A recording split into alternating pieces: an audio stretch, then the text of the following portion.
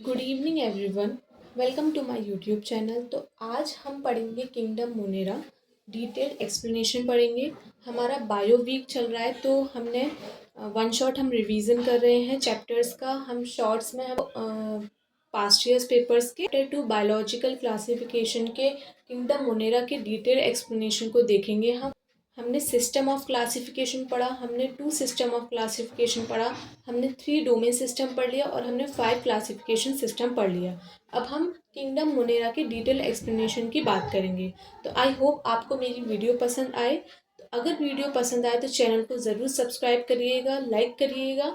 और I hope और आपसे एक रिक्वेस्ट है कि आप पेन और कॉपी लेके ज़रूर बैठिए ताकि आप ये इंपॉर्टेंट पॉइंट्स जो मैंने लिखे हैं आप उसको नोट कर सकें। तो चलिए चलते हैं, देखते हैं। सबसे पहले किंगडम मोनेरा के बारे में बात करते हैं कि किंगडम मोनेरा क्या होते हैं। They are the unicellular prokaryotes. Kingdom Monera जो होते हैं वो यूनिसेलुलर प्रोक्रियोटिक्स होते हैं। ठीक है, यूनिसेलुलर मतलब जिसमें एक सेल हो। Bacteria are the only members of the kingdom Monera. Kingdom Monera में सिर्फ बैक्टीरिया ही होते हैं जो एक ओनली मेंबर्स होते हैं किंगडम मोनेरा में।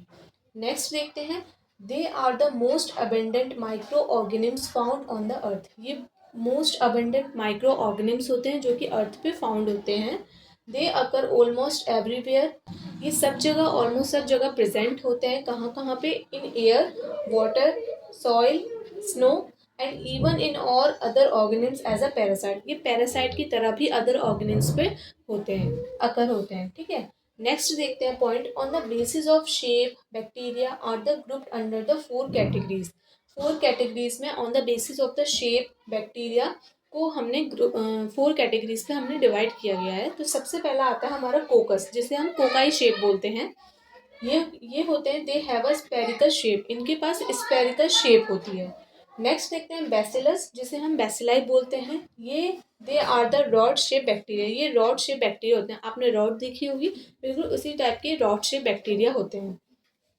नेक्स्ट आता है हमारा स्पाइरलम, जिसे हम स्पाइरला बोलते हैं। दे have a long and spirally coiled bodies. ये लॉन्ग और स्पाइरली इनकी कॉइल्ड बॉडीज होती हैं। नेक्स्ट है हमारा वाइब्रम, जिसे हम विब्रो बोलते हैं। These bacteria have a short and slightly curved bodies which appear like a shape of the comma. इनकी कॉमा शेप देखी है आपने? कॉमा शेप जो होती है लाइक इस तरीके से, ये हमारे इस तरीके से प्रेजेंट होते हैं। ये से इन्हें हम वाइब्रम विब्रो कॉमा शेप्ड बोलते हैं। ठीक, हमारे बैक्टीरिया को हमने 4 कैटेगरीज पे डिवाइड किया था on the basis of shape. कौन कौन से? Coccus, bacillus, spirillum and vibrio. ठीक है, नेक्स्ट पॉइंट देखते हैं, monerans have a cell wall which is made up of peptidoglycan. Monerans जो होते हैं, मोनेरा के जो मेंबर्स होते हैं, उनके पास सेल वॉल होती है जो किसकी बनी हुई होती है? पेप्टाइडोग्लाइकन की। ठीक है, ये मोस्ट इंपॉर्टेंट लाइन है तो आप इस लाइन को ज़रूर से स्टार मार्क करिएगा जब आप नोट करें तो। They lack the nuclear membrane. इनके पास न्यूक्लियर मेम्ब्रेन होती नहीं है, ये लैक होती है। There genetic material is present in the form of the coiled circular DNA. इनके जो जेनेटिक मटेरियल होता है, नॉर्मली जो जेनेटिक मटेरियल होता है उसे हम डीएनए बोलते हैं, बट इनका जो जेनेटिक मटेरियल होता है वो डीएनए तो होता है बट वो कॉइल और सर्कुलर होता है। कॉइल होता है और सर्कुलर डीएनए होता है। Which lies in the which lies in the cytoplasm, जो कि साइटोप्लाज्म में प्रेजेंट होता है। This is called the nucleoid. इसे हम न्यूक्लियोइड बोलते हैं। तो ये पॉइंट काफ़ी इंपॉर्टेंट है, दोबारा देखिएगा कि मोनेरन्स के पास सेल वॉल होती है लेकिन किसकी बनी हुई होती है? पेप्टाइडोग्लाइकन की। इनके पास न्यूक्लियर मेम्ब्रेन प्रेजेंट नहीं होता है। इनका जो जेनेटिक मटेरियल होता है वो प्रेजेंट होता है किसकी फॉर्म में? कॉल्ड सर्कुलर डीएनए की फॉर्म में प्रेजेंट होता है, जो कि किस में लाइज होता है, किस में प्रेजेंट होता है? साइटोप्लाज्म में। इसे हम क्या बोलते हैं? न्यूक्लियोइड बोलते हैं। ठीक है, नेक्स्ट जो पॉइंट होता है वो है हमारा, monerans utilize different strategies to get their food. Monerans जो होते हैं उनको डिफरेंट स्ट्रेटजीज वो अप्लाई करते हैं अपना फूड को गेट करने के लिए, अपने फूड को इनटेक करने के लिए। नेक्स्ट हम देखते हैं, आगे बढ़ते आगे बढ़ते हैं।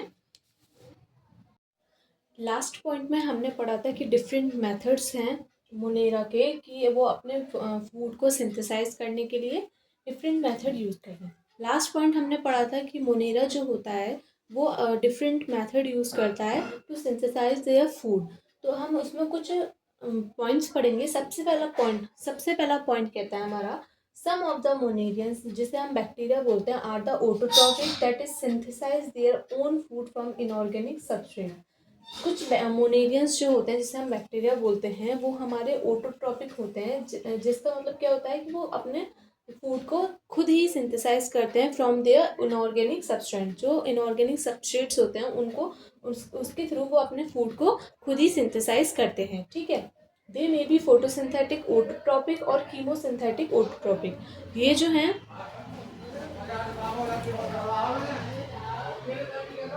ये फोटोसिंथेटिक ऑटोट्रॉप भी हो सकते हैं और कीमोसिंथेटिक ऑटोट्रॉप भी हो सकते हैं। ठीक है, नेक्स्ट पॉइंट क्या कहता है हमारा, chemosynthetic bacteria oxidize various inorganic substance such as the nitrites and ammonia. Chemosynthetic bacteria जो होते हैं वो क्या ऑक्सीडाइज करते हैं, वेरियस इनऑर्गेनिक सब्सटेंसेस, जैसे कि हमारे नाइट्रेट्स हो गया, नाइट्राइट्स हो गया और अमोनिया हो गया। Released energy for their ATP production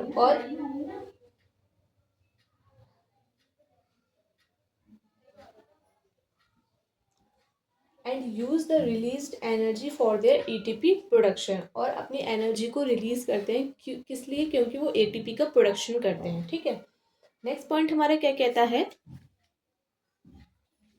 bacteria that draw nutrients from the body of other living organisms are the parasites. ऐसे बैक्टीरिया जो कि न्यूट्रिएंट्स को विड्रॉ करते हैं, मतलब लेते हैं from the body of the other living organisms, तो उनको हम क्या बोलते हैं, पैरासाइट्स, जो दूसरों पे डिपेंड होते हैं।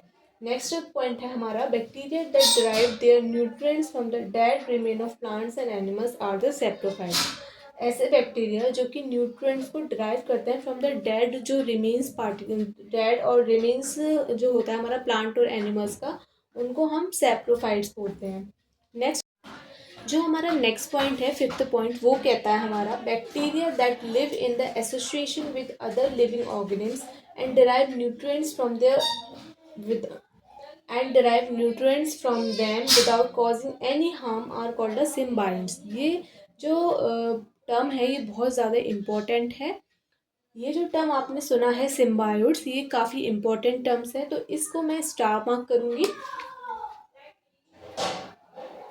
और इसको आप ज़रूर नोट करिएगा कि जो बैक्टीरिया जो होते हैं वो रहते हैं एसोसिएशन में विद अदर लिविंग ऑर्गेनिम्स के साथ विदाउट एनी हार्म, और उनसे ही वो न्यूट्रिएंट्स को ड्राइव करते हैं, तो उनको हम सिम्बायोट्स बोलते हैं। During this association both the organisms are mutually benefited to each other. इस दौरान इन दोनों का जब एसोसिएशन होता है तो दोनों ही ऑर्गेनिम्स को बेनिफिशियल होता है, तो इस वजह से ये इन्हें हम सिम्बायोट्स बोलते हैं। नेक्स्ट जो पॉइंट आता है, the most common method of reproduction found in bacteria is fission. जो मोस्ट इम्पॉर्टेंट मेथड होता है हमारा रिप्रोडक्शन का मुनीरा में, विच इज़ कॉल्ड द बैक्टीरिया, उनको वो होता है हमारा फिजन। फिजन प्रोसेस होती है। Beside this they also reproduce by the type of sexual reproduction which involves the primitive type of the DNA. ये क्या रिप्रोड्यूस करते हैं, by the type of sexual reproduction which involves the primitive type of the DNA transfer from the one bacteria to other. ठीक है, this method of the sexual reproduction is called the conjugation. इस method को हम conjugation बोलते हैं। Under the unfavourable condition bacteria produce spores. Favourable, अब आप एक बात ध्यान रखिएगा, इधर हमारी अनफेवरेबल कंडीशन बोल रही है, ना कि हमारी फेवरेबल कंडीशंस। तो ये काफ़ी गौर करने वाली चीज़ है कि अनफेवरेबल कंडीशंस पे जब बैक्टीरिया स्पोर्स प्रोड्यूस करते हैं। ठीक है, नेक्स्ट पॉइंट हमारा क्या कहता है, bacteria are the further grouped into two groups. जो बैक्टीरिया होते हैं मोनीरास, वो और अदर ग्रुप्स में, दो ग्रुप्स में डिवाइड होते हैं, विच इज कॉल्ड, सबसे पहला आता है हमारा आर्की बैक्टीरिया एंड सेकंड आता है हमारा यू बैक्टीरिया। अब हम पढ़ते हैं आर्की बैक्टीरिया और यू बैक्टीरिया के बारे में। लास्ट पॉइंट में हमने बैक्टीरिया को दो और ग्रुप्स में डिवाइड किया था, which is called the archaebacteria and eubacteria. अब हम आर्की बैक्टीरिया पढ़ेंगे। आर्की बैक्टीरिया कुछ फीचर्स कुछ इस तरह हैं। सबसे पहला फीचर्स आता है, they are the primitive eukaryotics. ये जो होते हैं वो प्रीमिटिव यूकैरियोटिक्स होते हैं। Next point is They are found in the harsh habitats such as the extreme salty areas such as halophiles। देखिए, ये जो होते हैं ये हर्श हैबिटाट्स में मिलते हैं, फाउंड होते हैं, जैसे कि एक्सट्रीम सॉल्टी एरियाज में जो पाए जाते हैं उनको हम हेलोफिल्स बोलते हैं। जो हॉट स्प्रिंग्स में पाए जाते हैं उनको हम थर्मो एसिडोफिल्स बोलते हैं, और जो मार्शी एरियाज में पाए जाते हैं उनको हम मिथेनोजेंस बोलते हैं। ठीक है, नेक्स्ट पॉइंट इज, नेक्स्ट जो आता है हमारा वो आता है हमारा यू बैक्टीरिया। यू बैक्टीरिया में कुछ पॉइंट्स ऐसे हैं कि फर्स्ट पॉइंट हमारा क्या कहता है, these are the true bacteria. ये जो होते हैं,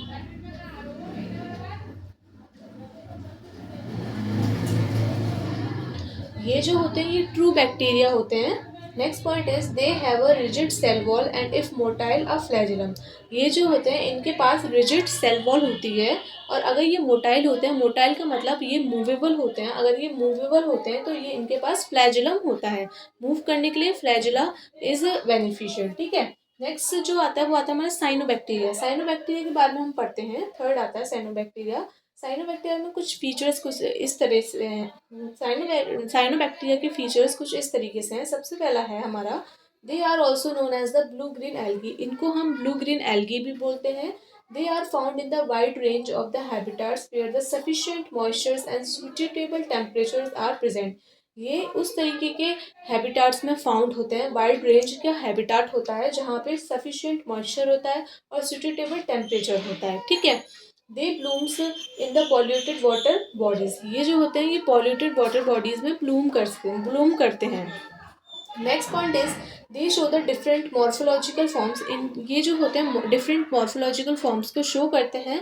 some of them are the unicellular, कुछ इनमें से यूनिसेलर होते हैं, जिसका एग्जाम्पल आता है हमारा क्रोकोकस, जिनका एग्जाम्पल आता है क्रोकोकस। ये जो मैं एग्जाम्पल बता रही हूँ, जो मैं पॉइंट्स बता रही हूँ, काफ़ी इंपॉर्टेंट पॉइंट है, तो काइंडली आप प्लीज़ इसको नोट जरूर करें,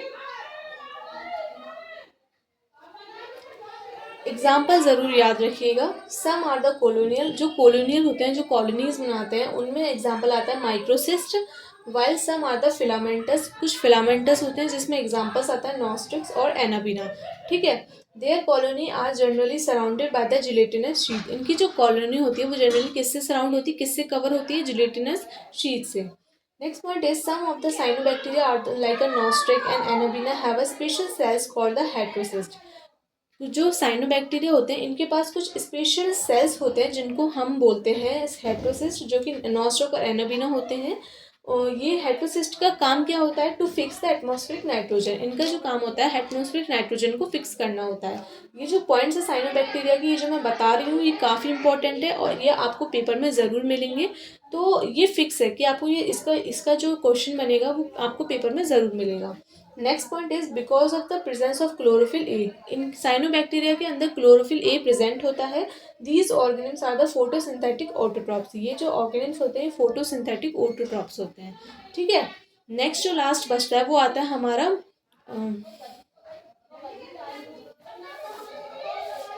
नेक्स्ट जो हमारा लास्ट आता है वो आता है हमारा माइकोप्लाज्मा। माइक्रोप्लाज्मा के बारे में हम कुछ फीचर्स पढ़ते हैं। They are the smallest living cells known. ये जो होते हैं स्मॉलेस्ट लिविंग सेल्स होते हैं, इसका क्वेश्चन बहुत बार पूछा गया है एंड इस बार का जो नीट 2025 का पेपर है इसमें भी पूछा जा सकता है, तो काइंडली आप इसको ज़रूर पढ़िएगा।